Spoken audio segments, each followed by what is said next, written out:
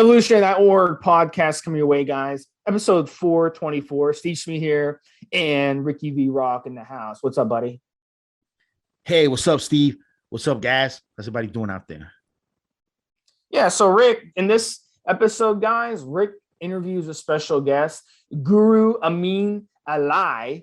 And Ameen is a guy who's been around a long time. He coaches guys from the highest levels, the guys starting out who have dreams one day to be a pro. So in this episode, Rick is going to talk about some underground information with him. So I'm really excited to listen to it. So we don't date the podcast. We like to keep them evergreen. But in this recently here in the last couple of months, a lot of competitors, a few competitors, about 6 of them, right, have died. It's just in the last 60 to 90 days. And a lot of people in the industry, in that bodybuilding world, they're looking at the diuretics and how those could have played a role in guys just dying from using these diuretics going into competition. So I wanted to get someone that knew their shit, someone that's helping guys prep to go into the highest levels of competition, professional competition and amateur and everything. And Guru Ameen Alai, he was nice enough to come on, really give us a lot of his secrets and a lot of the secrets in the industry. And stay tuned to the podcast because he's coached a lot of professionals, and he's going to tell us actual milligrams that the guys are doing, like actual milligram to milligram week per week. You know, we all wonder about that, right? How much are the pros really doing? And I made sure to, now that I had him on, I wanted to ask him for you guys. So stay tuned for this interview, man. It's going to be really interesting. And I guess without further ado, here is the interview with Guru Ameen Alai.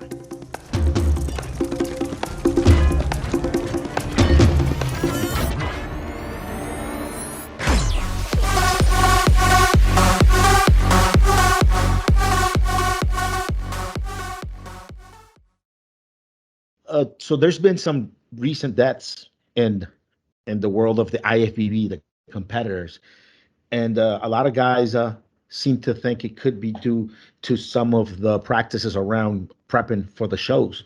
So what do you think about that, and what do you know about it? You're more in that world than I am, as far as knowing about the competitors, competitions, rankings, all that stuff. What have you seen?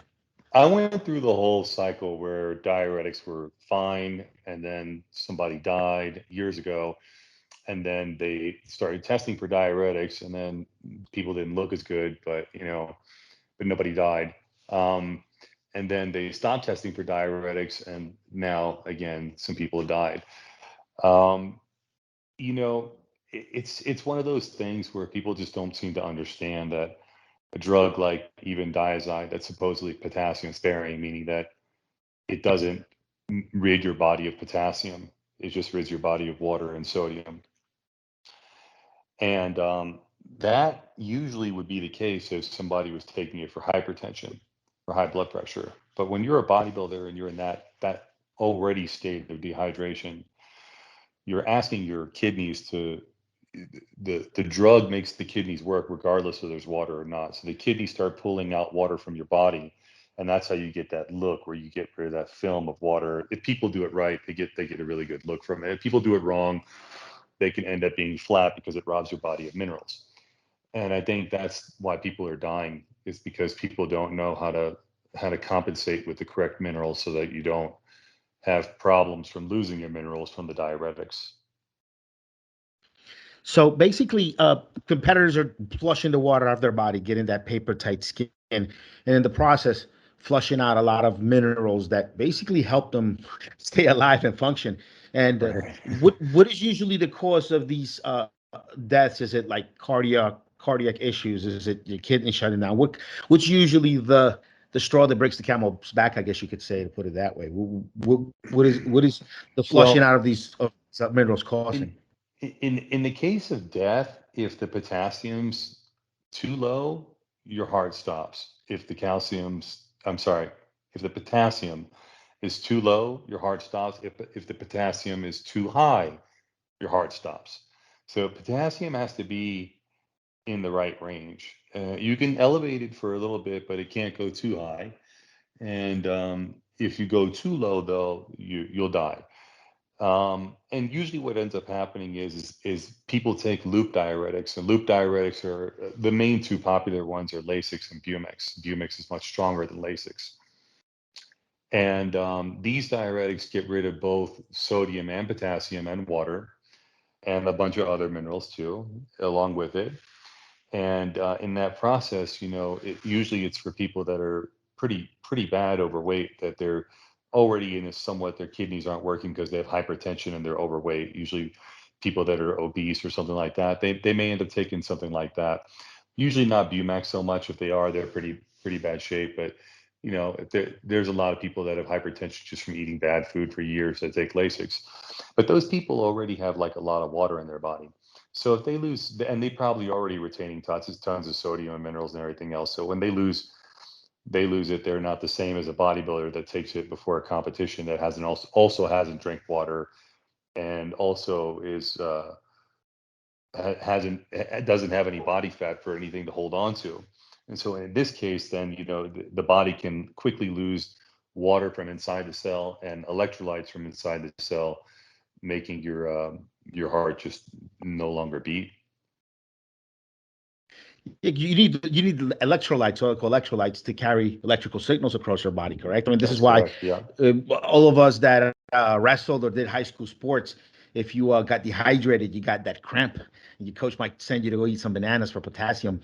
Without these Right. without these minerals, your electrical signals don't get around, and obviously your heart is is in danger there for sure. Your your heart is a muscle like the other muscles. So if your muscles start to cramp, then your heart could be next.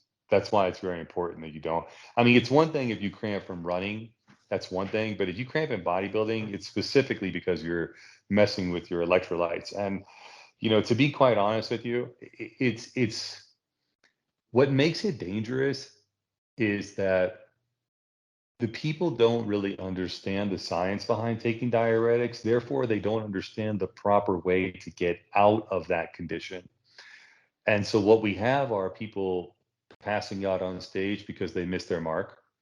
The ones that are passing out, they're not first place anyway. And there's a reason behind that. The diuretics are draining them too much. The coaches aren't there. They're dealing with them via text or whatever. And in the case of Shelby, whose client recently passed, um, you know, he has several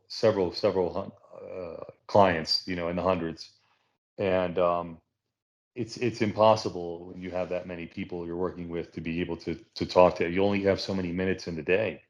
And you wouldn't Right, have that. right. It's just not physically possible when you have 30 people in a show or more in other shows elsewhere too. And so by not being able to speak to the person and understand what they're going through, and also because coaches don't understand the magic behind IV hydration, and it's just a shame. It's just a shame that people aren't understanding that when you're done with your show, go to the closest IV bar and rehydrate right away before you start eating salt, before you start eating shitty food. Rehydrate, because that rehydration that you do, that few bags of saline that you put in you, that and if you just competed because of COVID too, you should get L-glutathione, NAC, vitamin C. I mean, load up, man. That's what it's for. You're at a weakened immune system anyway. So you don't want to be susceptible to getting cold, flu, COVID, anything else. So, boost your immune system right away, get yourself hydrated right away, and don't be left suffering long-term kidney damage from the use of diuretics at a show you did 4 years ago, because it'll creep up on you in 4 years. You don't notice it right away, but over time the body can't deal with the scarring that happened in that one competition. It just takes years for it to really take effect. And then you start seeing people on dialysis, and all of this could be avoided. And it can be avoided by not taking diuretics altogether. Yes, it can be, but you're not going to achieve the same look. So since bodybuilders are going to achieve the same look, and there are going to be coaches who are going to give people bad advice, the only solution is you have to be prepared to take an IV, save your life. And here's a good question for you. Any bodybuilder that is coming up to a show, what are some warning signs that they'll feel that they'll know that they could be in trouble and they need to? And Muscle what can twitching, you do? muscle Twitching. twitching, muscle cramping, extreme fatigue, nausea, vomiting, um, Is there a dizziness. certain level of those? Is there a certain level of those that's acceptable, or is any level of them No, not acceptable? no level is acceptable. If a person's having some twitching, you need to address it before it comes an all-out cramp. If the Right. person Right. has an all-out cramp, you need to hurry up and you need to have them drink water and salt immediately and stop playing games. There's no more like, hold on, don't drink water bullshit. All these coaches out there need to just stop it. They all need to stop it right now. When somebody's cramping, you don't make them fight through it. You don't massage them, especially to the ladies, you creep guy coaches out there trying to massage a cramp out of girl. No, don't do that. Just give them some water and some salt, and I promise you they will not look bad. It depends on, of course, when the show is, but usually when the person's in that state right there, that means the cell needs water. And so that for the majority of, like, if you give them like 6 to 8 ounces of water, the majority of that's going to go inside their body. A little bit left, they're going to urinate and they'll be fine to compete. It's not going to be a big deal. So Now it's you that. mentioned also some exhaustion. What is the? How can somebody tell the difference between exhaustion from depletion of carbohydrate, calories, and basically being in trouble with these diuretics, dehydration? I'm going to just tell you what I heard Ronnie Coleman say when he was competing, and how he was extremely dehydrated. He was going to go to the hospital, and he called Chad, and Chad told him, "No, don't do that. Just drink a gallon of water." And so he drank a whole gallon of water, and he ended up looking much better at the night show. Put it that way. But long story short, he said he was extremely exhausted. He said he didn't cramp or anything. Now, some people don't cramp. Some people just get real tired, and they can just tell that something's not right. And that's the point where a lot of them would just fade out. They'll just pass out right there.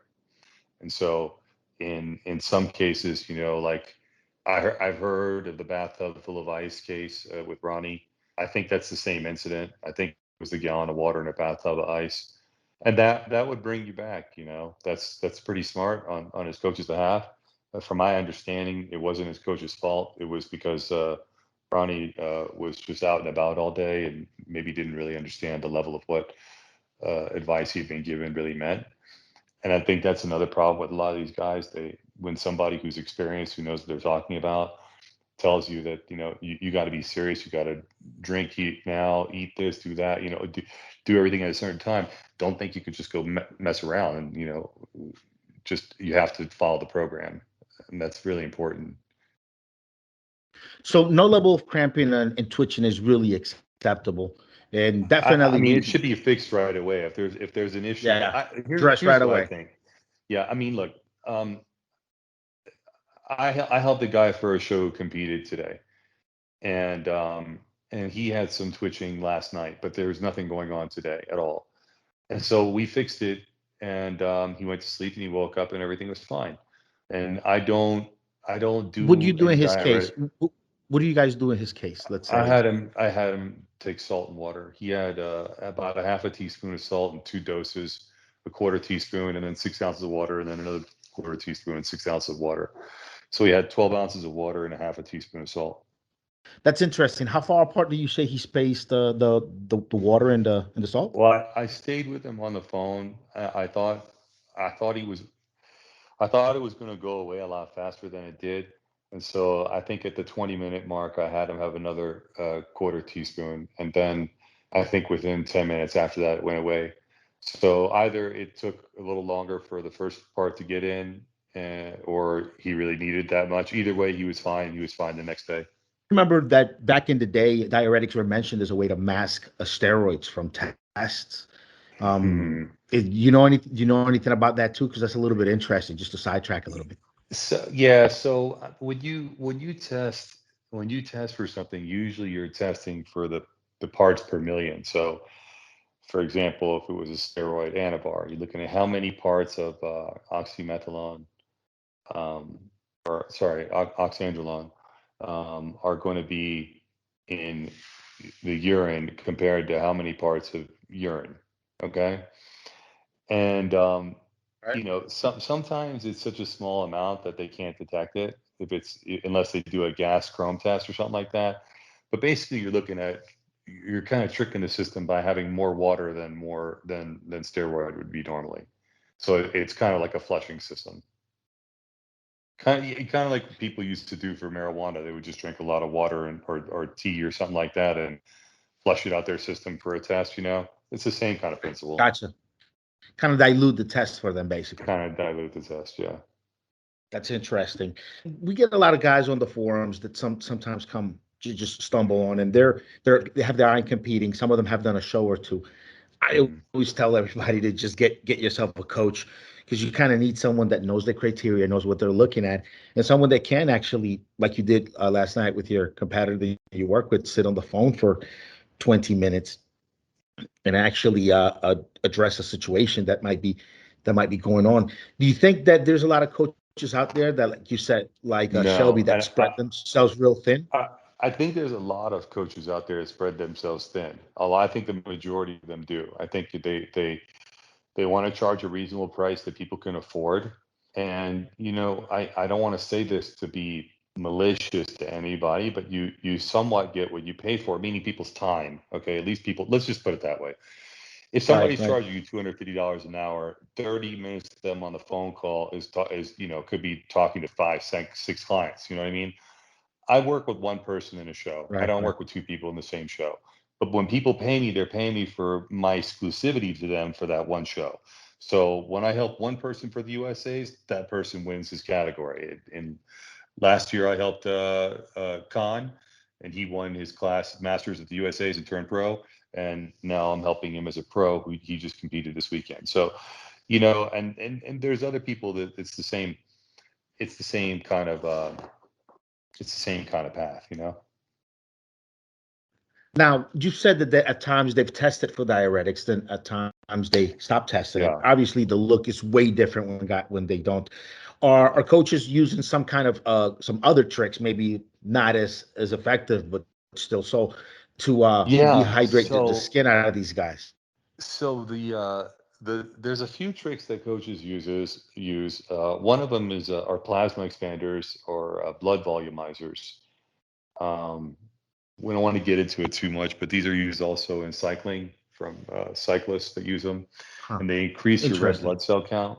So if you have more red blood cells, then those red blood Like cells will Epogen, maybe?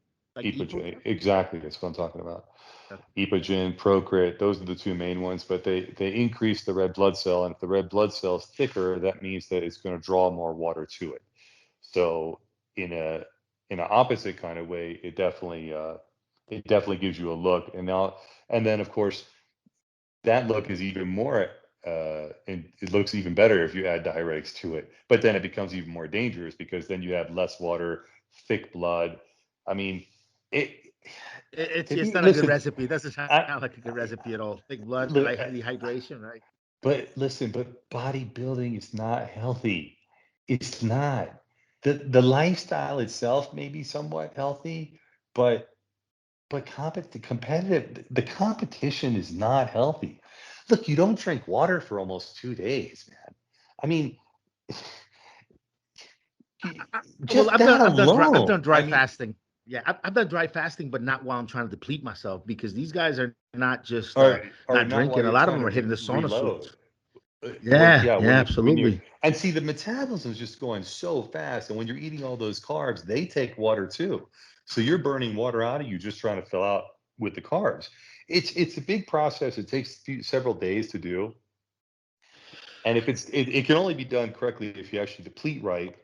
And a lot of people deplete their minerals when they deplete, so they come into reloading with depleted minerals, and then they take diuretics on top of that, and then they have problems. They can't fill out. They can't get full. They can't get vascular. They take the wrong diuretics. They take too much of the wrong diuretics. They take too much of aldactone. Aldactone is a great diuretic if you just take it for a day or two. But if you start taking it for like 4 days, 5 days, 6 days, I mean, forget about it. And honestly, even 4 days, shit, 3 days, 3 full days is too much. Maybe 2.5 is the most. But But I mean, this is a drug that makes your body block sodium and it makes you hold potassium.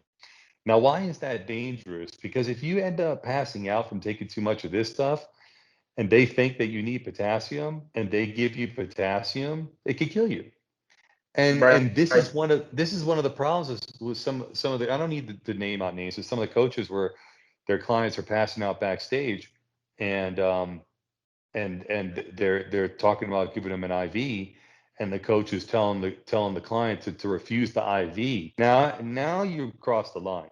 Now you cross the line. Now Right. you don't tell them to refuse the IV or don't drink Gatorade. Okay. First off, Yeah. drinking something with potassium is not going to kill you, even if you're on aldactone. Just so everybody knows, it's really injecting it, and medics don't ever inject potassium in your veins. They always inject saline. They never inject anyone with potassium because it can kill you.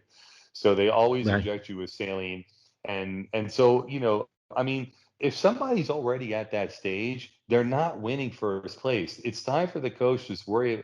The coach should be worried about their health the whole time, but that doesn't seem like that's happening these days. So, I mean, I'd like to say I put myself in a category that there are very few people that do this, because very few people can get a reputation for knowing what they do to the point where they can charge a really fair amount for their time. And that way, when their clients call them during that 12-week prep, they answer the phone and they are like an on-call doctor guru for their client. This service is not likely to happen outside of me because people aren't going to be able to charge what I charge, and they don't have a reputation. So instead, they sell out. They go for more clients and they charge less per month. Some may charge as much as 500 a month, but that's not the same as 3,000 per show or 2,500 for a show, depending on the show. Yeah. And but the difference is though is when somebody works with me, they pretty much can train their own clients. When somebody works with one of these other coaches, they don't even know what they're doing with themselves, much less to help anybody else. And let me ask you this, because this came up also in some of my research before the podcast. There was a huge debate as to how far out from the day of the show someone should Mhm. even start doing diuretics. Yeah, I agree. What have you found, and what do you think? What is your theory on it? Yeah. I think the most anyone should do diuretics before a show is the very, very most, and I mean in every single possible case scenario. If you're bad, you're not there, or whatever, there is no more acceptable beyond 3 days. It's just not acceptable. Okay. If you can't use, and by the way, that's the extreme in my opinion. That's not like, oh, 3, but 5 is extreme. No, 3 is extreme. And I do extreme for some people, but I'm always watching them, and there's a lot of checks and balances. But 3 days is the absolute maximum extreme. Anyone should use diuretics if they cannot, or if honestly, if they really need 3 days of diuretics, they're not in shape to begin with. But if you're going to try to make a miracle happen, and a lot of coaches do that, I do that for a lot of my clients. It just is what it is sometimes, and they pick a show, may not give it enough time, or may have had one too many refeeds, or whatever, Cocos, ding dings, Twinkies, whatever behind my back. And then I get Right. down to showtime, Right. and I can tell that you cheated a few many too many times, because in my formula that wouldn't have happened. But in my case, I would have known way in advance because I could tell what they weigh if they follow the formula. I'm pretty much know what they weigh. And so if they don't weigh what I think they're going to weigh, then I got to ask them why not? Did you go to the bathroom today? Do you need to piss? What's going on? What's that extra pound and a half that shouldn't be there? And if it doesn't make sense, then somebody's lying, because my shit is that tight. My equations are that they're that precise that I can actually tell someone's weight to about a, a tenth of a pound off. Yeah, yeah. Nobody's going to create mass out of nothing. If Right. you know exactly the weights of everything that goes in calories, and you keep the Mhm. numbers, there's no way people can lie to you. Well, I think on the other spectrum, I think people that claim to have a hard time losing weight, just not even competitors, just regular people off the street that are trying to get in shape. I tell them a lot of them don't even accept how much they eat. They lie to themselves. They have trips to the kitchen. They forget about they completely. It's do. like They their rely on subconscious shakes. wiped it out. They rely on shakes, which you can't do. I just helped a guy. I'm again. You'll probably watch this. I don't want to mention any names, but I helped a guy this weekend who wanted to get ready for a photo shoot. Okay, he said that he Huh? wanted to look really good. He's an older guy too. He wanted to look really good, and he wants to compete, but he's just not quite sure if he can look good. So he had hired me a long time ago, and for one reason or another, he wasn't able to use me, and then he contacted me and he was like, I'm having some difficulty, blah blah. Can we work? Well, so he paid like a half down, and then we waited, didn't pay the other half. So sure, no problem. As I always do that for people if they run into hard times, I just put everything on hold for them, and then they can come back when they're ready. And so we decided to do this, and he wanted to do diuretics. So I said, okay, well, I gave him the checks and balances. Only get the potassium from the no salt from the grocery store. He had that. We did that. I mean, honestly, everything worked out great. The guy looked incredible. He said it's the best here. And look, now he wants to compete in a few weeks. And I'm like, yeah, I don't think you get it, dude. Like you already played your hand. That's it. But now you need to rest and get ready for next year, because it doesn't work like that. He thinks because he looks this good now, he can look that good in like 6 more weeks. And you know, it's hard to say, but a lot of these guys they get really happy when they see themselves looking good, and they think that they can do it over and over again, but they don't realize that there's some peaking of the diuretics and stuff like that are involved. And once you do them, they don't work the same right afterward. Even if you do them for 3 days, they don't work the same on day 3 as they do on day 1, which is another dangerous thing too, because when some coaches see that, if they're expecting it to, they may bump it up on day 3, and if you do that, you're bumping up the risk, But I mean, do you think anybody is in? I mean, let's be honest, bro. The guy that wins the show is the one that looks like he has 1 foot in the grave. That's if he's that Yeah, freaky fucking yeah. shredded and dry. Okay, well, I mean, let's just not kid ourselves. What, you think you can fucking look like you're gonna die and not really be like you're gonna die? No. Every single one of The those. Look, they haven't died, but every single well, Munzer died, Benaziz died. Look, some of the ones that really were really shredded are dead.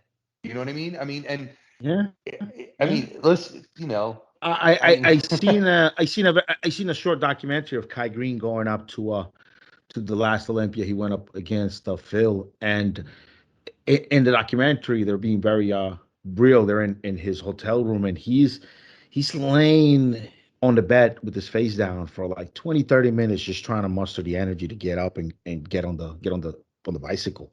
And just everything, he had to just take a pause and wait for a while just to get there. And this is what top level is like, right? I mean, these guys are yeah, 200, almost 300 pounds, yeah.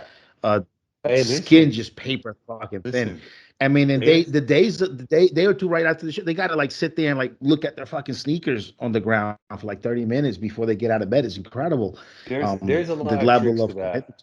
There's a lot of tricks to that, and I'll be safe to say Kai Green does not look like he does any of this stuff. But back in the day, I'm not going to attest for anybody in Olympia stage right now, because that just would be that's just low.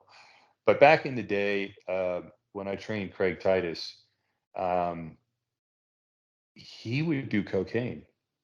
He would do bumps of cocaine to stay awake and have energy. And there were quite a few bodybuilders in the early 90s. Um, early, early to late, well, in the 80s, I think a lot of bodybuilders were, but in the 90s, it seemed more that they were doing it on stage. They were doing it. They probably got Adderall now, right? I was just about They, to say they, that they, there's Adderall, and they're then using a stimulant. They're just look. I mean, they're not partying with it. They're using it as a. They're giving it basically using it as a stimulant just to stay up. So I think Adderall or Ritalin is probably what they might be using now. It's more convenient. Adderall, Ritalin. I don't know. I don't. This is a name I'm going to throw back to you. You probably don't remember this name, but Christian Duffy. You remember Christian Duffy? I don't No, know if not you off the remember this bat. guy. He won I'm going to say the Nationals, but it could have been the USA, but it was the overall. I think it was the Nationals. He ended up doing gay porn under the name Bull Statin, I think it was. I never saw it, but it was all in the bodybuilding world. Apparently, this guy was high on his out of his mind on LSD when he was on stage. So that's another one apparently that gives you. And I don't know how he did it.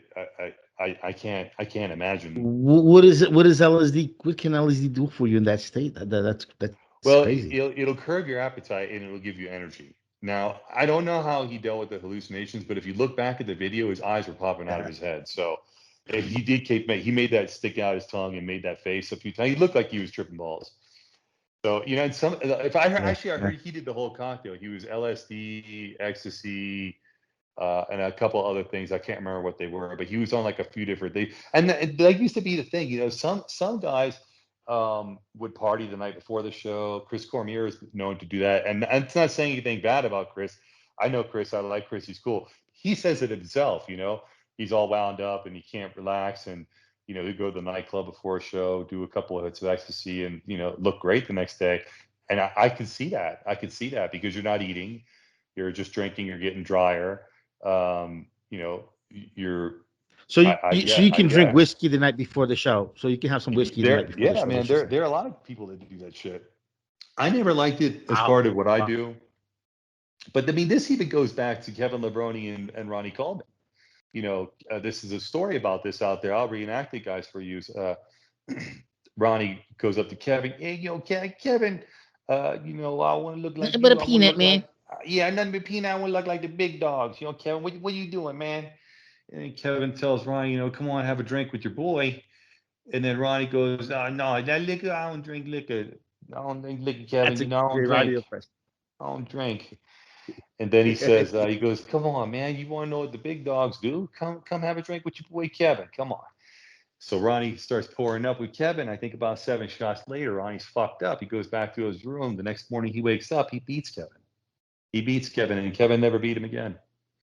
I don't know whether Ronnie, I don't know, and I don't think that Ronnie gets drunk before his shows, but I do think that that worked for him that time.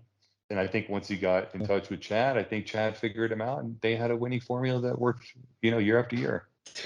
Brought me back to because that was kind of passing up the torch, right? Those two guys, because Kevin was on his way out of bodybuilding as Ronnie was just coming up. It's I remember it's like this. You know, Ronnie was actually around for a while. They all competed at the nationals when Kevin won, and you know, Ronnie been around for a while, but Ronnie didn't take gear for a while.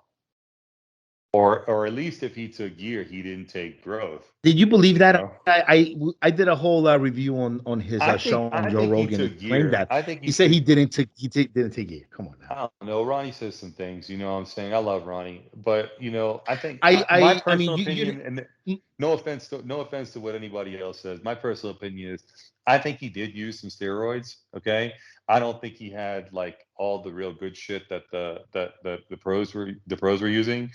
I think he did like everybody else when he went on the European tour and bought drugs like everybody else did at every pharmacy. They all did it, and they'd all send themselves shit. Every one of them did. That's when you start seeing them look good. You know, when they do the European Grand Prix tours and all of a sudden they come back and they're looking crazy. It's because they all stack up on all the gear and all the pharmacies walk in and buy it legally. And one thing that I know, because look, your body, once your body's just not going to let you get to that body fat without androgens, without you adding androgens. It'll start to eat away at muscle. That Tristan Lee kid, I think he's natural. Oh, I mean, there are genetic freaks out there, but I mean, but no, but not anybody. I don't know if he's a genetic freak, bro. He don't eat no carbs. I've seen his diet; it's just protein and fat. He eats like fucking sardines or some shit like that, and eggs, and I mean, it's just straight fat and protein. So, I mean, I think anybody could look like that if they didn't eat any carbs for that long of a period of time. But can you do it with that size? Nah, you can't build that kind of muscle without the stuff. It's the size, not the cuts. Listen, I tell you the truth, man. I think muscle. The steroids, all the steroids and the growth hormone, every single one of them make you hold a little bit of water. The truth is that if you really know what you're doing and you're natty, you could be more shredded than somebody who's not natty. You could be if you knew what you were doing. But people usually overdo it when they're natty. But you know, it's if the guys on steroids would know which ones to cut out, and they don't these days. It used to be back in the 80s and the early 90s that we wouldn't take test up to a show. We would cut test out before a show. We would switch to halo testing. Or if people did test it, before Romus and Arimidex, though, right? Because one's Romus and Arimidex. But even still, though, but that's the problem, man. Because first off, those are really bad for the linings of the vessels in your heart the blood vessels. It causes microscopic tears in them. It's really bad shit. Okay. So, but secondly, just to think that you could take more of a shittier drug that aromatizes just because you have an aromatase inhibitor. You see what happened? You see what happened? Drug dealers gave out false information so that the people that were buying their drugs would be able to buy 2 or 3 drugs that weren't that hard for them to get, test and aromacin, not hard to get, okay? And order from China if you want. Sure, here you go. But they don't give them the quality drugs, the real primobolan, real, not this UGL shit, the real shit, okay? The shit that Arnold took, you know, that's really good stuff. And I bet you, sharing Primobola and Depot. Yeah. Listen, Stuff from I sharing bet back in the you day. Ask the stuff. stuff from sharing back in the day. And Iran has really, really good drugs, and you can just get it over the counter. It's not illegal over there. You can buy Karachi Sustanon in Iran. Karachi Sustanon. the best in the world, bro. They have the best in the world, everything there. And I'll bet you something right now. Don't think that the top coaches don't have some sort of Midnight Express connection to some of these countries. They do. I do. If I do, they do. I know they do. They're copies of me. Of course they do. You know, they got to. I can't. You don't think for a second. I don't think. I mean, this is mean, man. And if I'm thinking this, I'm hoping that they're thinking this, right? But you know, Hani's Persian, and I'm sure he's got lots of family over there. You know, I'm sure somehow, some way, they're making sure that Hani has whatever he needs, one way or another. You know, whether he's here or over there. You know. And all the other Bodybuilding clients that is he huge in that has. part of the world now, man. All over that area, Huge, it's bro. growing. Just Huge, incredible. huge. Oxygen And Gym and and some of you these other could places. you could literally get a network of people from the Middle East to send all your client stuff. I mean, it wouldn't be hard at all. One guy sends one package, a small package. The guy gets it. This guy gets it. They're all small packages will go through. It's just the big packages that won't. But if you have an army of people that are followers that are all into what you do in a place where they don't even care, they'll just send it, then you could have a lot of clients in America looking really good. And then at the show, everybody wonders why your guys are winning. Oh man, you guys are taking UGL. My guys are taking real pharma. And there's a big difference because the real pharma shit you hold less water off of. You really do. Crazy. I see some guys on the forum saying they want to do a bulking and they're going to do 40 milligrams of Debo with aromas. And I'm like, just do fucking 10 milligrams and don't use any aromas. And if you're trying to bulk, right, just do 10, 20 and don't use that. Or if you want to go that high, use fucking Turinabol and then save, don't take the other shit. But I think No, you are absolutely right. You can do 40 milligrams of D-ball, but you have to use the rotation I invented, which was 2 days of an androgen, then 2 days of an anabolic, then 2 days of an androgen, then 1 day off, and then the other way around.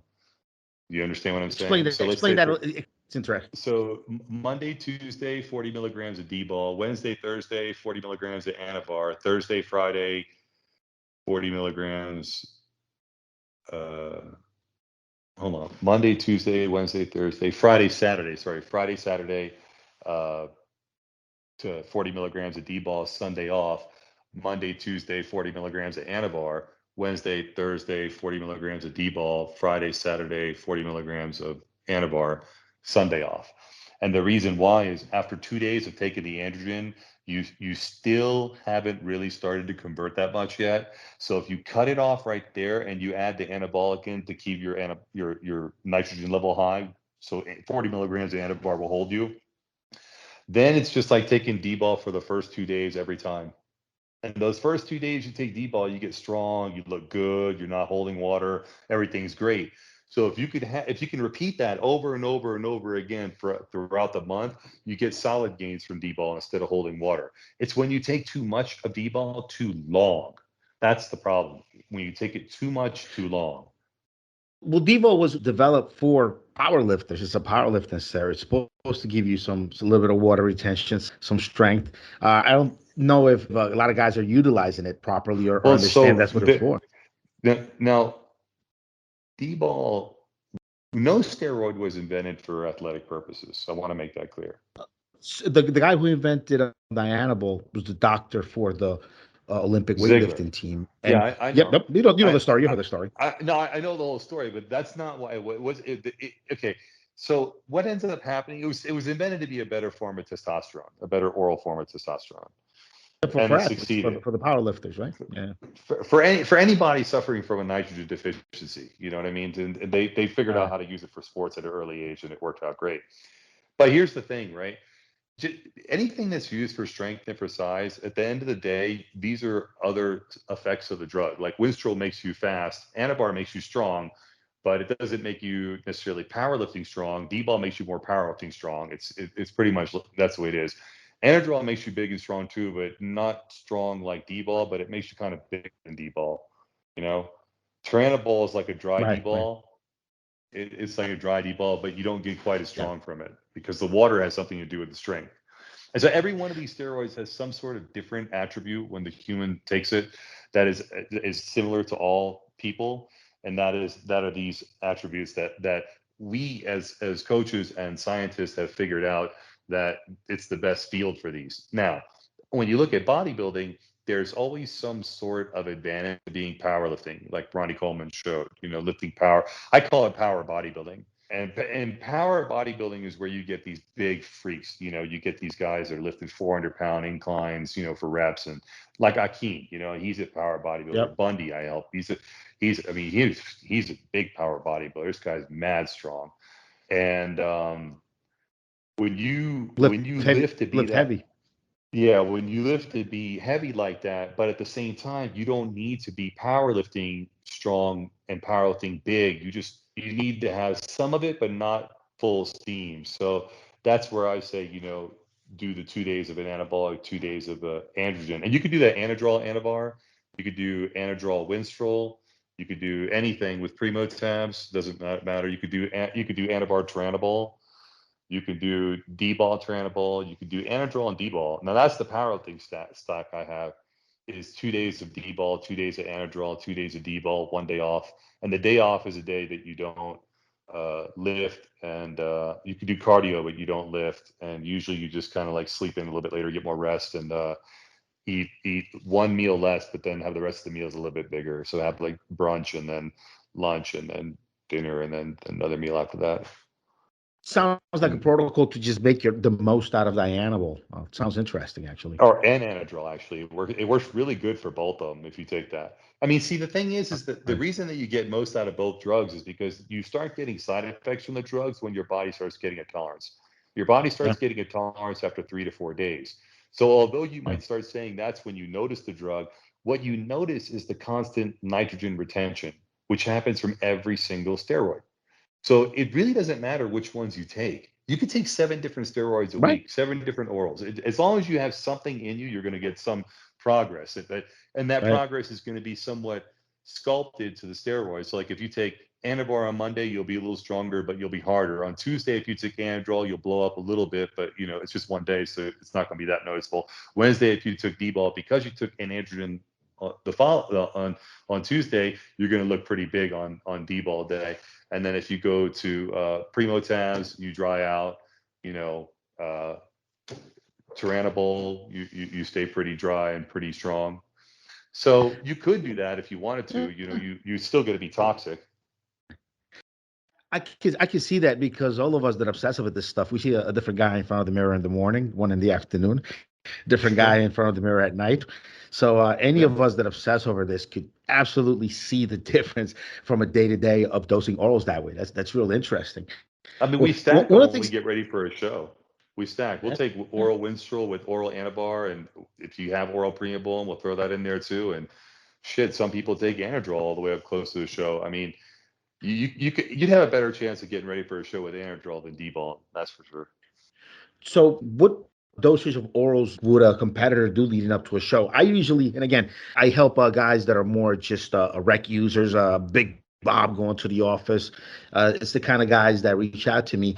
I just tell them, man, keep it under 60 milligrams of anything. 40 milligrams should be kind of your ideal for anybody that's not going into a show. Now, a competitor, how much orals or how much of and how long would they be doing something coming up to a show?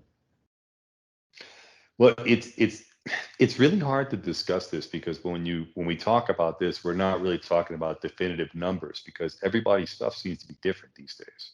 You know, Right. so your Winstrol that may come in 25 milligram tabs, they may really only be like 15, and some other guys, his may really be like 28. And so, it's If we hard to got say, but legitimate stuff, if just we to had, condense the yeah, conversation today, if we got straight legit, something from Kuwait, got it flown in, yeah, some good shit from right. Greece, what could we expect? People Stuff. don't people in America that I've seen them take up to 100 milligrams of Anabar. Shit, they Shelby has some women taking 100 milligrams of Anabar, believe it or not. And if you had real pharmaceutical Anabar, man, I don't know, 30 milligrams is a lot. It's a lot, dude. You feel like an animal, I and that's the I drop difference. It's that. I drop a little bit more than four body fat percentage points in like 5 weeks on just about 40 mgs of Anavar a day, and just good diet, fasting in between. And I mean, good Anavar, really Yeah, good when you man. can get legit Anavar. I mean, it's fucking incredible. Man, and it makes you feel good too. You don't hold really any water off of it, and you're strong. You don't get that full look, but you definitely can get dry off of it. You can get real dry off of it. Yeah. So, uh, now, when it comes to dosages, a lot of the leisure guys out there, I mean the rec users that I talk to a lot, we all wonder how much are these guys really doing? Because some of them will say, no, it's just great genetics, and they're only using 500, a No, they're thousand taking milligrams. they're taking 100 milligrams. They are. They're competing. 100 milligrams of Winstrol, 100 milligrams of. I don't know why everybody's taking, but that's what they're doing. So in a week, total in a week, would they be taking 2, 3 grams of gear in a week or less, or Yep. does Yep. that range from guy to guy? No, that's about right. Yeah. And now that's actually about right. And then you got the idiots that are even dumber than the first round, and they're at like the 5 gram range, and that's when you're just like, really, like, your shit must be fake. There's no way. Like, it's just not necessary. 5 grams is a lot. I mean, I tell guys that are not stepping on stage, if you got to do more than a meg, 1,000 milligrams a week to get good results, really great results, then you just don't have the genetics. You probably should take a but fantasy. they don't even know, man. Listen, I had a client tell me that he went ahead and bought the Roy test kit and found out all his shit was fake. That Could you is believe true. that? No, So of these course, that guys shit happens. taking, they don't feel it. They're taking 3, 4, and 5 cc's and don't feel it. I mean, well, they don't feel it because it ain't shit in there. It ain't real. So Right. at the end of the day, man, like, that's why I say pharma grade stuff. At least whether it works on you or not, it's a standard. You know what that dose is supposed to do, and then if you get a UGL, you can compare it. Well, I know what 200 milligrams of pharma grade test did. Let's see what a CC of this 200 milligram stuff does. And if it's not the same, you'll know right off the bat because you did the real stuff. I have noticed that if you nowadays everything is underground labs. Back in the day, I started way back when people used to argue whether you taking human made from Greece or Germany was better than some of the stuff being made for Mm-hmm. veterinarian market in Mexico. Mm-hmm. And Mm-hmm. those labs making stuff for the veterinarian market in Mexico, that stuff was being tested for heavy metals, for potency. I Mm-hmm. mean, there's a process that went along with that. Shit, I was even way back where before Trembolone came back into the scene, and guys were extracting it from The Phenoplex H pellets. pellets. Yeah, Yep, I did and that. gave you golf ball size knots when you shot that stuff. That stuff, I Not lost. the shit I had. Not the shit I You got made. well. I tell you what, I learned to triple filter it later on, but with those Yeah, Whiteman that's the filters, key. That's the key. yeah, the first one I didn't filter it; it was a little bit cloudy. Uh, I, yeah, and then after that, I learned you had to triple filter that shit until there was just yeah. That's the absolutely key. no, Triple filter. until it was just see through like piss, and then you could Uh, actually mess with it. And it's funny enough, that's oxidation that happens to Trembolone over time because that tint gets stronger as time goes on. yeah, it gets Trembolone darker. Trembolone is funny that way. It's still kind of active effective at doing stuff. There's even a study I I mean, read where trembolone is an environmental contaminant. And what's crazy about it is they couldn't find it when they took tests during the day because on sunlight, trembolone would move molecules around and become something else, become undetectable. But when they took the samples at night, then they could detect the trembolone in the waterways. And apparently, it was actually affecting the way fish were reproducing in the area. It's just something sure, funny about trembolone. Trembolone is a I believe very it. weird a steroid. I think one of the things I felt it does is it kind of multiplies the way everything else works. So if you're doing a cycle, I whatever you do, agree. I if you add agree. trembolone, it just Yep. makes everything else work so much better. Yep. It's pretty Yep. incredible. Like, I mean, if you're trying to get big and you take Trembolone and D-ball or Trembolone or an Anadrol and test, you're getting huge, huge, huge, huge. It's fast. I don't give a Yeah, fuck who you big. are. You can be Steve Urkel, you're getting big. Um, That's right. For that cutting would be too. the transformation, right? Take Steve Urkel and turn him into Sean Roden, right? You know, there's gonna be a few celebrities that have gone from skinny or from fat to muscular. You remember when Carrot Top was fucking huge? Oh yeah, Remember but Carrot? his face got fucked up, dude. What happened to that fool? Didn't Did he he get didn't he have plastic operations in surgery or his face? some Yeah, shit? plastic Yeah, surgery. some Yeah. shit. Yeah. But I remember Oh, Carrot Top was just funny, and then one day he was just fucking ripped, like just yeah. abs and everything, just You could fucking tell he was crazy. roided out though. He had pimples and shit. He was Yeah, yeah. Dr. Dre looked fucking crazy for a I while. remember I saw fucking one time. Yeah, I saw that shit. I saw one time and he had like looked like he had an injection mark in his shoulder. I was like, this fool, look at him. God on TV with that shit. And, and, He and, need to- and that, that it- that that that fat guy isn't the fat guy from Superbad? Isn't he fucking ripped now too? Remember that fat kid I from think Super so. Yeah, remember that? I You know think what I'm so talking too. about, right? Yeah, yeah, yeah, yeah, yeah. The He's one like with the he's hair. got like that the humor where he just keeps kind of ranting on. He just keeps kind of Yeah. like a chatty kind of talky humor. That I heard I think I've seen a picture of him on social. He's I fucking tell ripped you now what, too. that'd be something we should try to organize that. That'd be great, right? Get all the celebrities to have a bodybuilding show, and then whoever has the best celebrity wins the celebrity all-star championships or something like that. Ben Affleck was fucking was roided the fuck out too. It seems like for a Man, while.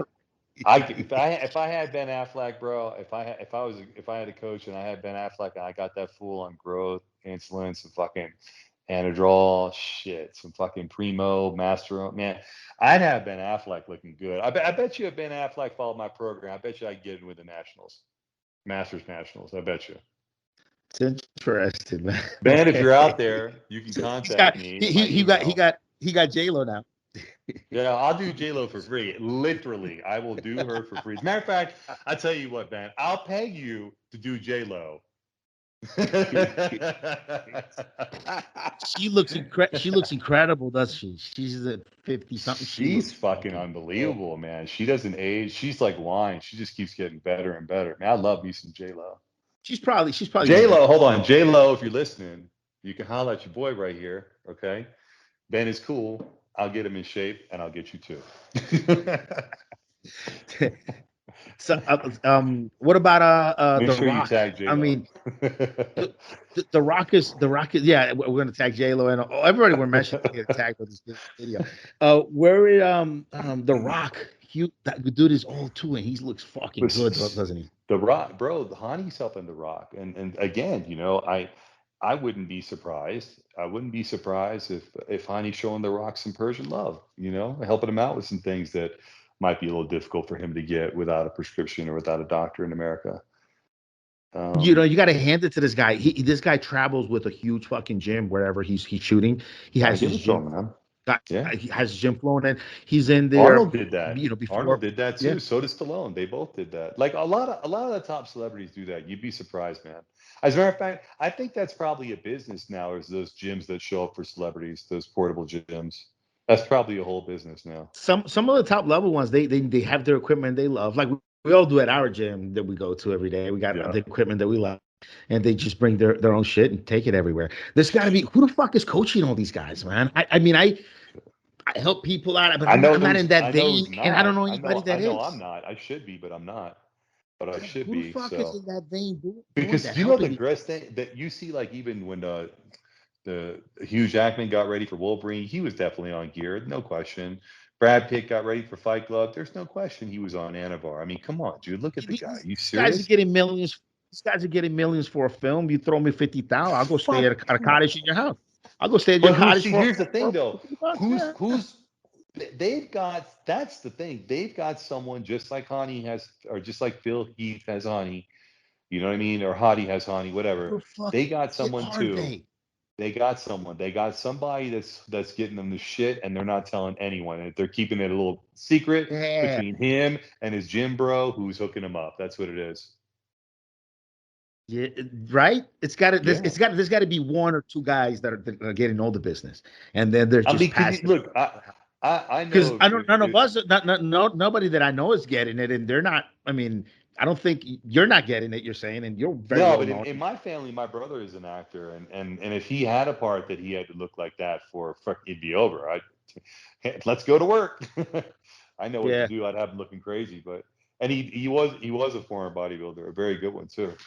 it's So got to be a really. It's got to be a really good industry to get into. I mean, some of the coaches like the some of the guys like Goggins. I think he's huge on Instagram. The ex Navy SEAL. yeah, He I went don't think he went to though. live with a guy. He went to live with a guy for a month to help him Yeah, basically stop being. But the guy was like, he wasn't a bodybuilder. He just needed a kick in he was the ass. So obese. he went. Yeah, Yeah, so yeah, he just went and stayed with him for a month, and he was basically his drill sergeant for a month, and yeah. something like that. I mean, something like that. These guys have the Nah, the man. the amount of The- money to pay for what something like. what needs to happen is a group of people need to come together, a coach, a guru, a dietitian, and they come together and they're like a team and they hit up Hollywood and they'll be like, look, whenever you have a role and you want your clients to look a certain way, whether it's fat, skinny, whatever, bring them to us. We'll help them get there. You never know. They might want someone to get fat for a show. The dietitian's got to recommend to them like 2 pizzas a day and a couple sodas and a Big Mac or something. You know what I mean? Yeah, You never somebody's know. getting that work. Somebody's getting that work. They're just keeping it quiet because there's definitely a lot of these guys out there All changing the that way they money, look. there's got to be It's, something, man. there's got to be something going on. I know. All I know is I'm not getting there. You getting it? I mean, Are you the getting it? funny thing is that it's a very select few people that are in it with the great bodies, and they Yeah. end up getting the best roles, and that's it. You know what I mean? That like I don't think Tom Cruise ever took anything, but it's questionable though. There's a few times where he looked really, really good. You know? And he is like one of the action heroes out there, right? I mean, he's Mr. Mission Yeah. Impossible. Mission He's always fighting. Impossible, exactly. You Exactly. know, watching Keanu Reeves do everything in John Wick, all those moves. He actually went to a jujitsu studio and Sure. actually learned, man. So these guys are top level stuff. So, man, it's a great interview today, brother. I kept you on for a good while, man. We talked about everything. I should have you back to talk a little bit more about steroids, just what you're feeling on it on those are. And let me ask you this before I go, if you don't mind. And I want to plug some of your stuff too, but um you've been in the game for a long time. You're kind of like me, old school. We're focused on different things. I- I'm still not. My mind's not fully made up about SARMs. I've used some. Because they have additional health benefits or and additional benefits to performance and healing that I don't find in steroids. But I'm still a little bit weird. 'Cause, I mean, steroids been used for a couple of generations now. They got approved at some point for prescription. They got rolled back, whatever. But a lot of guys are taking SARMs. They're become very popular. It's undeniable that they work. It's sometimes, unfortunately, sometimes easier to get legitimate SARMs than it is to get legitimate juice on the market Mhm. out there. Unfortunately, what do you think about SARMs? And is that something any guys are using now that you've talked to up to competition? And what have been the effects? Well, I've been friends with Tony Hughes for a while. I helped him for 3 shows with Enhanced Athlete. He's a cool cat. I've talked to him a few times. He's a cool cat. Yeah, I consider him my friend, and he's a big proponent, advocate of SARMs and the benefits of them and so forth. I think it's going to be here. It's here to stay. I think people like him are going to figure out better ways to use it. It's going to take people like him to figure out better ways to use it until until I talk to him and I find there is a certain method that he tells me is like a cycle of this, or do this for this amount of time, or try that, this is what's going to happen, and it's definitive, then I'm just going to wait. I believe he's pretty close on a few of those things. He's found different, he's gone through the trying them all and identifying with what does what. So now I think he's in the stage of where he's going to put it all together and actually have different SARMs and SARMs protocols, not just 1, 2 drugs, maybe more than one drug, maybe rotating it with steroids too. But I think that's kind of where we're at, because they're different receptors ultimately. You could do, let's say, oral steroids for 2 days, maybe SARMs for 2 days. You could do that also. That may actually be better. I don't really know, to be honest with you. Unfortunately, I've perfected what I did with steroids, growth hormone, insulin. I didn't really need IGF-1 because I was creating it with growth hormone and insulin at the right amounts. I didn't think it was necessary for any more, to be honest with you. But even when I had IGF-1, that what I was doing with was already 100%, and I didn't see it realistically that anybody needed to do anything more than that. Now, what I didn't take into consideration is that there are more than one way to get to 100%. Okay. Right. There are other ways that can get you there, but we haven't studied enough behind it what that all entails. Does that way possibly entail some damaging effects, or how much of it does it take? In the long term, what's going to be studied is that, and then a few years from now, there'll be some definitive research from this people doing it. It'll be on the internet as to the effectiveness of these things, because enough people will get their blood tested and they'll figure it out, and then we'll have some data behind it to know what's effective, what's not. But until then, my biggest problem with SARMs, and I'd say probably my only problem with SARMs, is that we really don't have the quality control to really know what it really is that we're consuming. We just don't know. We believe it may be RAD 140. We believe it may be Ligandrol. We may believe it may be, but okay, let's say it is. What else is in it? Is there some shit that you don't want in it? Because I mean, it's not really for human consumption. So if the Chinese are putting that on the bottle or the bag or whatever it is that you're getting, do you think for 1 second they really give a shit if you consume it, even if it didn't say not for human consumption? They don't care. There's probably some toxic shit in it. And I'm just saying, on the whole, there's cheap ways to make stuff, and SARMs are cheap. I'm sure they're made a cheap way, and you just can't hold that to the standard. Now, in the long term, if you're really concerned about your health, you have to be concerned about what you put in you, and you cannot let your obsession for your hobbies, or whatever, your obsession for your obsessions, put it that way. Right. You can't let that dictate the outcome of your health. You can't just say, I want to look like this. There is no pharma grade, so I'm going to take UGL. Well, unfortunately, there's too many of those mentality out there. The mentality that should be taken, which is the mentality of the long run, is, well, I can't find any real pharma gear right now, so I'm going to focus on training 3 times a week instead of training 5 times a week. And I'm going to try to maintain what I have, and I'm going to work really hard at trying to find real pharma gear. And that's it. The discussion does not go outside of, if I can't get pharma gear, I'm not going to take it. Unfortunately, that's not the case. Everybody's marketing a brand of UGL that everybody claims is better than everybody else's. And the problem with every UGL, I'm sorry, I didn't mean to drag this on, but I got to tell you this. The problem with every Oh, it's UGL, interesting. Keep it going. Keep it going, man. Take your time. it's that the actual components of the salts that they send you are made low quality. So testosterone that you get from China is nothing like American pharmaceutical testosterone. And at the end of the day, it has a heavier molecular weight. The lighter molecular weight, the purer the drug is.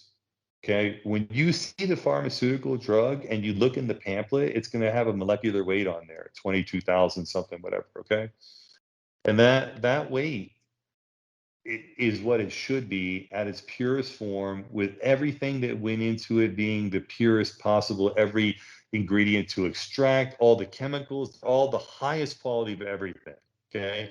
No stone unturned. That's you're going to get the lowest weight. Everything else doesn't weigh anything close to that. So when you want to know what the molecular weight is of the raw anavar that they have versus the raw anavar that is from the pharmaceutical company, the molecular weight is different. So what's that mean? Oh, so what? I mean, it just weighs a little bit more. Really, what difference does that make? If that more is heavy metals, you get heavy metal contamination over a long period of time. Okay.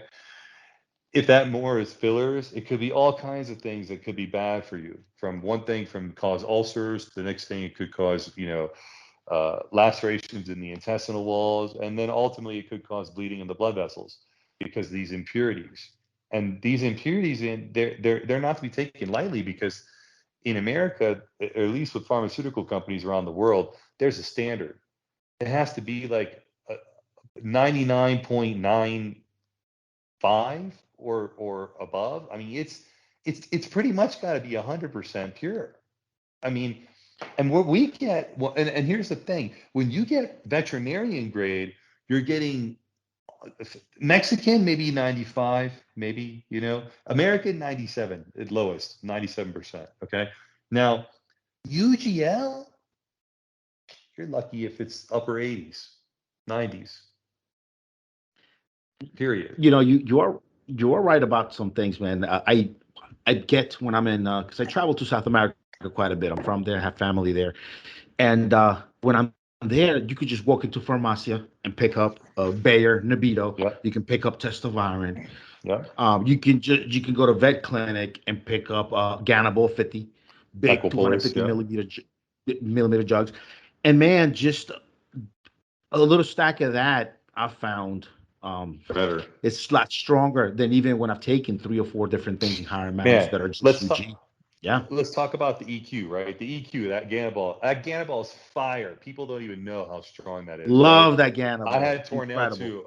Listen, you get that? It's 50 milligrams per ml. Okay, a boss cycle. I'm telling you, boss cycle. 2 cc's 3 times a week. You're fucking killing everything. Your bench is going through the roof. You're strong. You look crazy. You're hard. You're strong as fuck. You're crazy. You're hard. No, not really much water. And so that's 300 milligrams. Now you look at the stuff they have at the UGL right now. It's 300 milligrams per ml. People are taking 3 mLs of that. They're taking 900 milligrams, and it's still not as good as the 300 milligrams of the vet shit. Different quality product for sure. It's incredible. More It's great. impurities. And the funny Yeah. thing is again, it could weigh, it could be 200 milligrams per ml or whatever it's supposed to be. You know what I mean? It could be what it's supposed to be. If it says 200 and the farmer grades 200, it could be that. But there's other shit in it that may make that 200 not work as well as the pure 200. The delivery system, Anavar was like that. Original pharma grade Anavar has lactose in it. It has lactose for a reason. And it wasn't bodybuilders, I don't think, figured this out until the 80s, until there were some people that were getting smooth off Anavar and some people got crazy hard off Anavar. And it took somebody to figure out that the person was lactose intolerant. And that amount of lactose in the pills was setting off giving them an allergic reaction, making them hold a film. Well, there was a reason that the original formula for actual name brand Anavar from Cyril had lactose in it, and it was because it did something about binding it to the point where it passed some part of the intestinal or the digestion process, and then at the point where it released it, it's where it absorbed the best. Now that's how good pharmaceutical companies are. They don't just put shit binders in their drugs. The binders they put in their drugs are specific to release the drug in the body at the right time.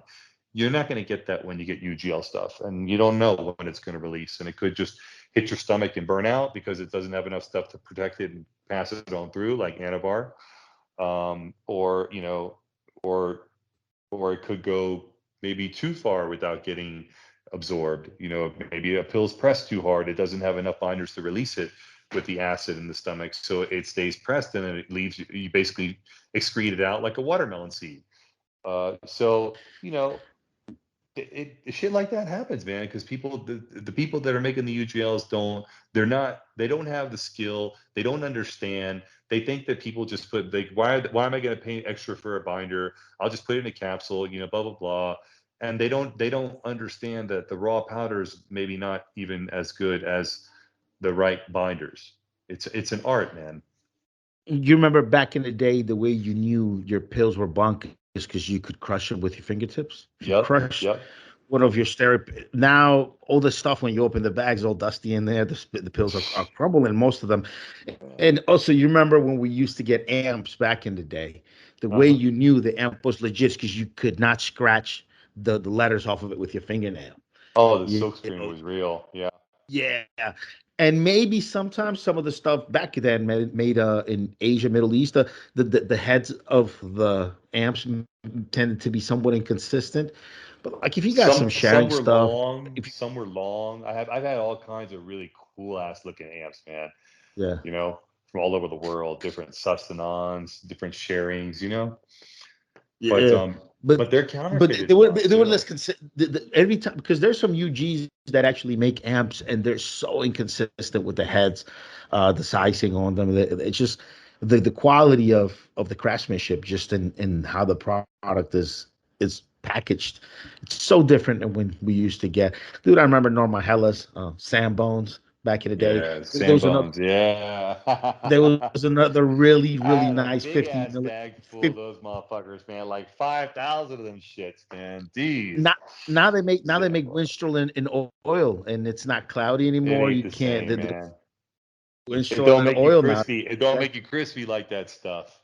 Dude, I remember back, I had an actual bottle of the real Winthrop Winstrol V. That's how far I go back. You remember the Ready Jacks back in the day? I don't think you get. I Oh mean, yeah. you could get those in South Oh America yeah. still. They had big 22 mg needles sword. Yeah, yeah. Refer. Remember that old animal Refer beat? Of course, for Fort B. Yeah. I Oh, love it. I love tasted it. so tasted terrible. Strong. Made you I actually sweat have it. smell. Made you sweat smell. Yeah. Remember that? Absolutely. And then there was a transition in the veterinarian labs in Mexico where they were really at to start making the stuff for animals. And okay, bodybuilders are kind of using it on the side. All right, whatever, it's for So animals. you're talking about Well, Quality Bet, Dencal, well, Bravo, well, well that right? was that. It was a two step. First, a guy came out with a company named Tokyo, and Tokyo, yeah, Tokyo, yeah, yeah, yeah. he would basically he's the one who started putting 300 and 400 milligrams of stuff per cc, and at first because it wasn't being done in pharma or being done in veterinary was even less concentration. Yeah. People started saying, hey, you can't really do that, it won't hold, and everybody was wrong. You can actually hold it. And he went out of business, but after he gone for whatever reason, then that's when Animal Power, Brovel, Dencal, Quality Vet, all these guys came out, and then they that all ended. That whole group ended with Operation Gear Grinder, I believe, wasn't it? When they went into Mexico and shut all those guys down back in the Yeah. mid 2000s. Yeah. Yep. Yeah, that That was was a interesting. big bust. They went there, huge bust, but man, did they make some good gear, bro. They Quality did, Vet, man. Quality Vet, I was Animal about to Pop, say, Quality Vet had some good shit, man. then Cal, the first time that I saw um a good trembolone that you could buy that was ready to inject that you didn't have to extract from pellets.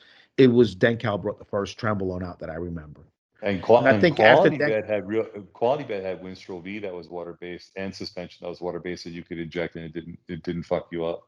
didn't fuck you up. I remember the it used to have nice little foam pieces and it wasn't like cotton inside of their pill bottles. They were nice pill bottles with foam. I mean, the packaging was incredible. The presentation, the oils. I mean, it was just top grade stuff that they made for bodybuilders back then. And then after that, I mean, it was No crimp marks, bro. Remember, there were no crimp marks on the bottles. The bottles were all sealed with a real machine.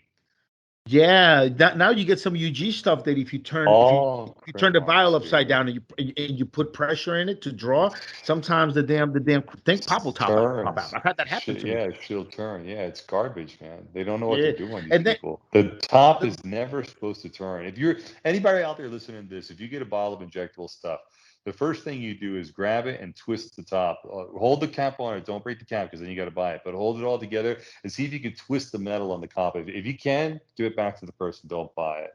Okay, you should never be able to twist the top off the bottle ever, even if there's it's air real coming in and pharmaceutical out of stuff. there. Well, if it's real pharmaceutical stuff, that means somebody took the top off, sucked the stuff out, and put the top back on. You can do that. There are some people that have done that.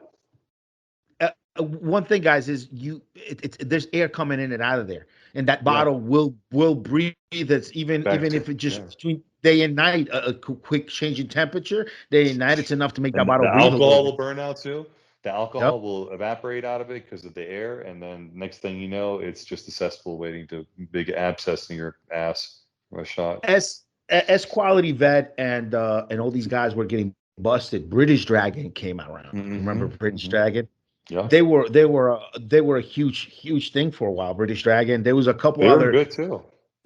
Yeah, but see, this was like the first time I saw that somebody said, okay, we're gonna develop a UG brand. We're not really gonna register shit. We're just gonna tell people we're registered in Europe somewhere, and we're just gonna pump the stuff out and not even bother registering. But British Dragon, as far as I understood back in the day, was made in actual pharmaceutical facilities, big labs, under strict standards. They just never bothered to register anywhere with anyone about it.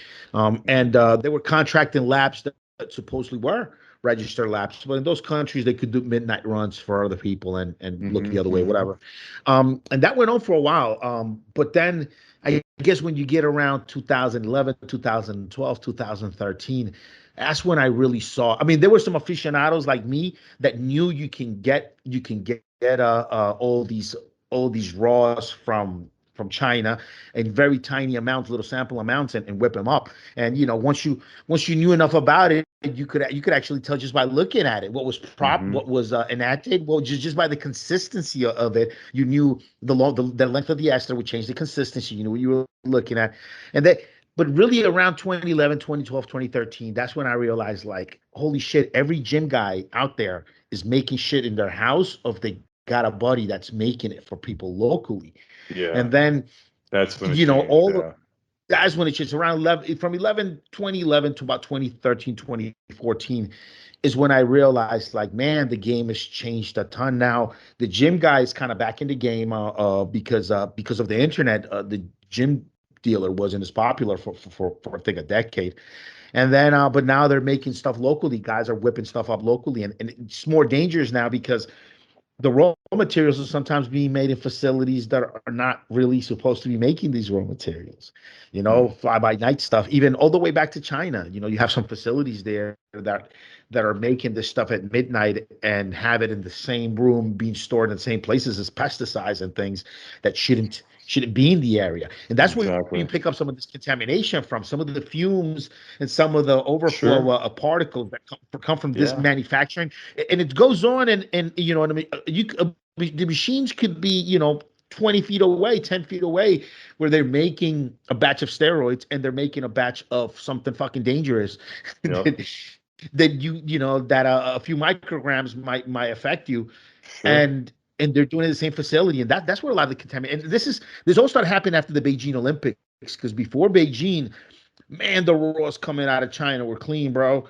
Before the Beijing Olympics, all the fucking raws coming out of there, the stuff aficionados used to get for just your little home stash was actually pretty damn good stuff. But then after Beijing, the main labs that were making this stuff shut down. Because they're compliant with their laws in China. They make millions. They don't want to rock their boat.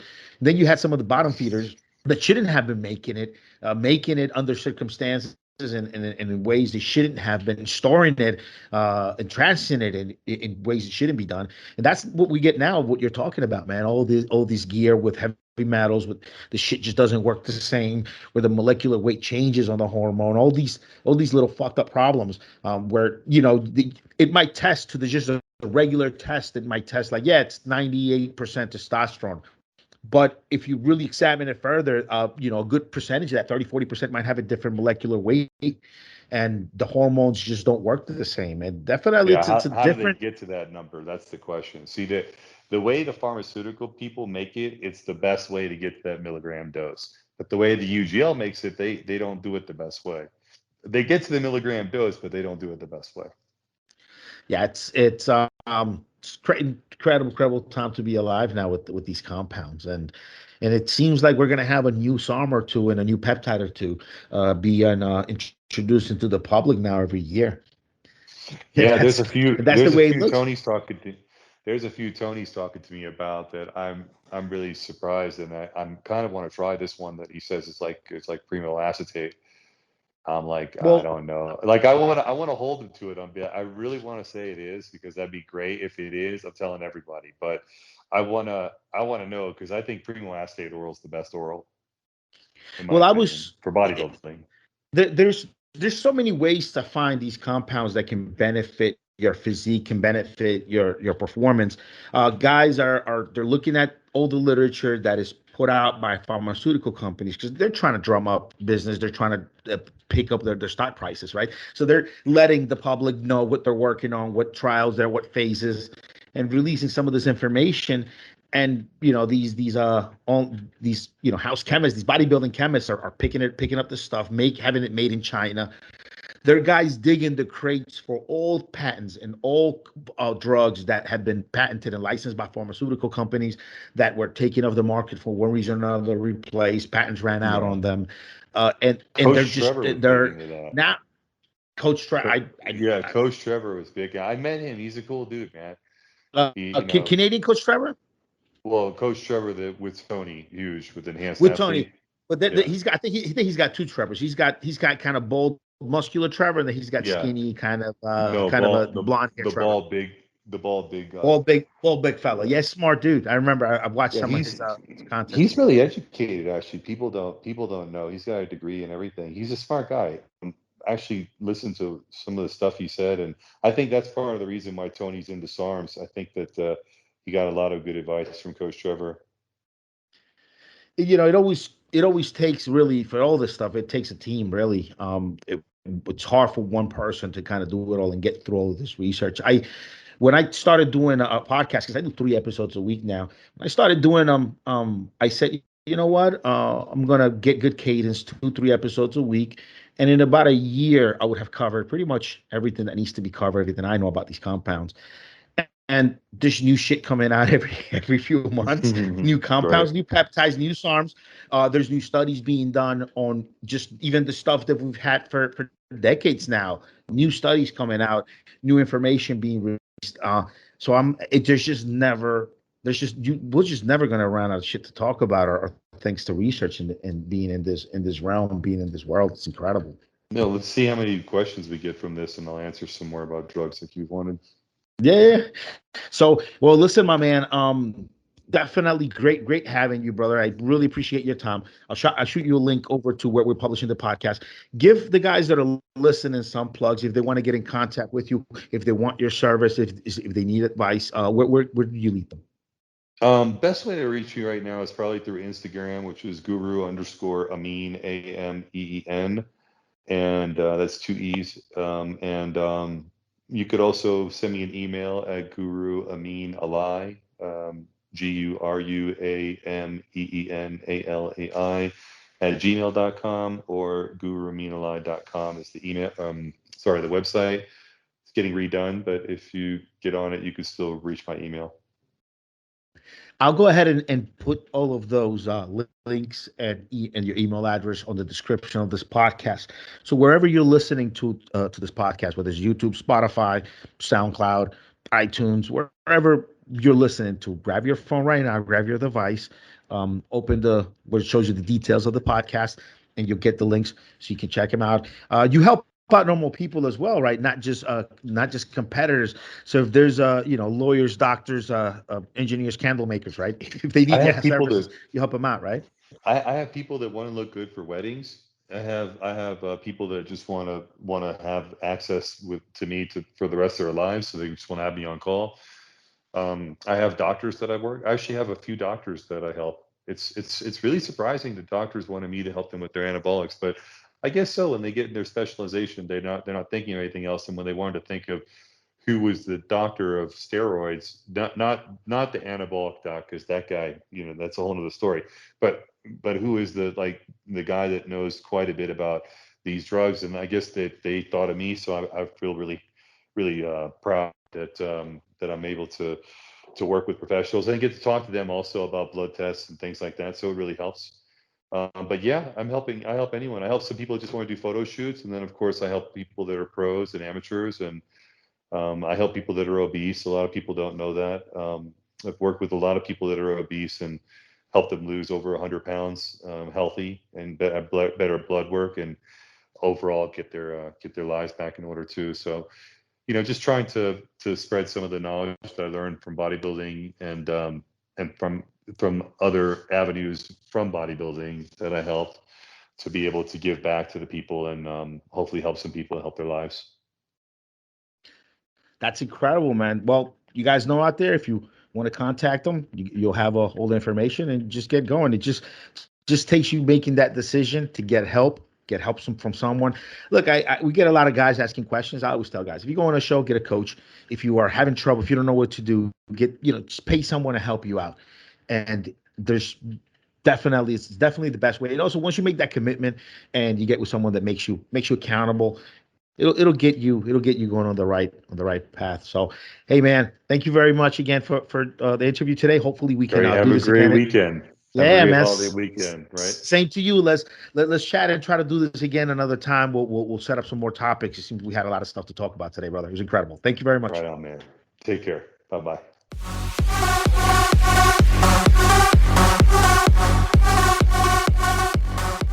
All right, guys, that was it for the interview with Guru Ameen Alai. I'll definitely have him over again. It was a great interview. I think you guys enjoyed it. And I'll see you here next week where we'll have something else. Have a good one.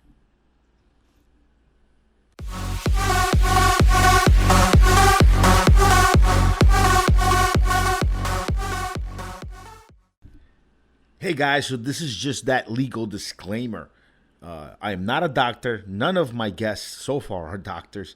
Do not take anything we say as medical advice. You need to go talk to your own doctor before you do any drugs, any sort of diuretics or anything weird like that. Anything. Go to your doctor first. I'm not a doctor. Don't fucking listen to me. This is all for entertainment purposes only. Have a good one, guys.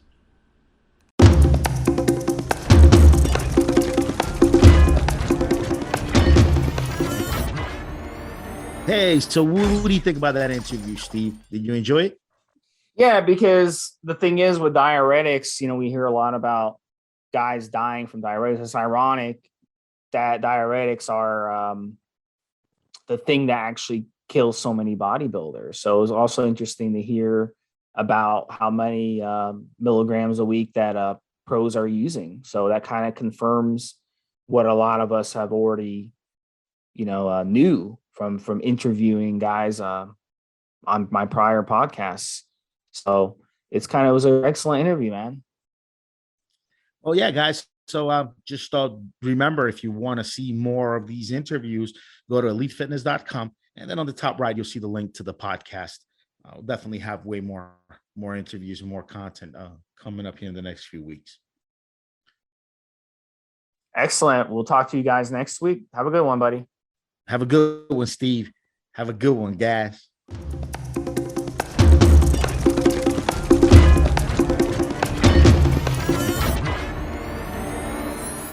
Guys, this is the required legal disclaimer. We are only sharing our experience from years of steroid use. We are not doctors, and none of what we say should be regarded as medical advice. Always check with your doctor before taking any drugs or starting any training program.